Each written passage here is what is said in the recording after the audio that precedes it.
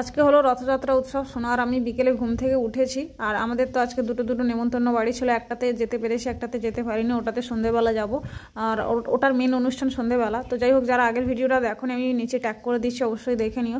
আগের বছর যখন আমি প্রেগনেন্ট ছিলাম তখন আমাদের এই বাজারে রথ এসেছিলো, আর আমি কিন্তু প্রথমবার এইখানে গেছিলাম। তো যাই হোক, মানসিক করে এসেছিলাম আমার যদি সুস্থ বা স্বাভাবিক একটা সুন্দর বেবি আসে তাহলে আমি এরকম বাতাসা লুট দেবো। তো 1 কিলো বাতাসা নিয়ে এসেছি, আর এখন রেডি হয়ে গেছি। আর এই শাড়িটা দেখো একদম নতুন নিয়েছিলাম, তো এই নতুন একটা শাড়ি পরে নিয়েছি। এই যে বাতাসা নিয়েছি, সোনার জল বোতল, আর 2-3টে প্যান্ট নিয়েছি। আমি যাচ্ছি, আমার কাকি শাশুড়ি আর আমার শাশুড়ি যাচ্ছে, যেহেতু আমাদের এই একদম সামনে, মানে 2 মিনিটের রাস্তা আমাদের বাজারকে যেতে। যাই হোক, এখানে দেখো রথ চলে এসছে, সবাই নাচানাচি করছে। রথটা সবে মাত্র ঢুকেছে আমাদের এই কালী মন্দিরের সামনে।